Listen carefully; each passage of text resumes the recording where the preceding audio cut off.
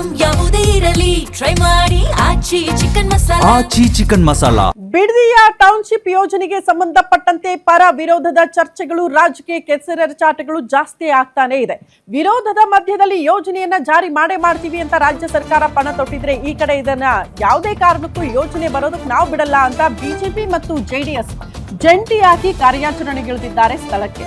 ಪ್ರಮುಖವಾಗಿ ಇವತ್ತು ಬಿಜೆಪಿಯ ನಿಯೋಗ ಸ್ಥಳಕ್ಕೆ ಭೇಟಿ ಕೊಡುವ ಮನಸ್ಸು ಮಾಡಿದೆ. ಟೌನ್ಶಿಪ್ ವಿರೋಧಿಸಿ ರೈತರು ಹೋರಾಟ ಮಾಡ್ತಿದ್ದಾರಲ್ಲ, ಅವರನ್ನ ಭೇಟಿ ಆಗಬೇಕು ಅಂತ ಬಿಜೆಪಿ ನಿಯೋಗ ಸ್ಥಳಕ್ಕೆ ಹೋಗ್ತಾ ಇದೆ. ವಿಪಕ್ಷ ನಾಯಕ ಅಶೋಕ್ ಚಲವಾದಿ, ನಾರಾಯಣಸ್ವಾಮಿ, ಅಶ್ವಥ್ ನಾರಾಯಣ್, ಸುರೇಶ್ ಕುಮಾರ್ ಸೇರಿ ಮತ್ತಿತರರು ಈ ನಿಯೋಗದಲ್ಲಿ ಇರ್ತಾರೆ. ಇವತ್ತು ಬಿಡದಿ ವ್ಯಾಪ್ತಿಯ ಕೆಂಪಯ್ಯನಪಾಳ್ಯ, ಅರಳಾಳು ಸಂದ್ರ, ಹೊಸೂರು, ಬನ್ನಿಗಿರಿ ಗ್ರಾಮಗಳಿಗೆ ಭೇಟಿ ಕೊಡುತ್ತಂತೆ ಬಿಜೆಪಿ ನಿಯೋಗ.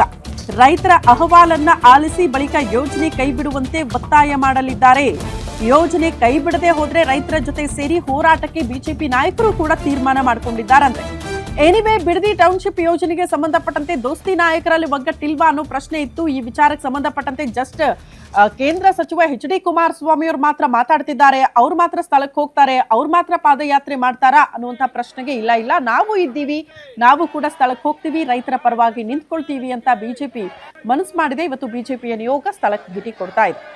ಎಲ್ಲಿಯ ತನಕ ಹೋರಾಟ ಪ್ರಾಣ ಬಿಟ್ಟು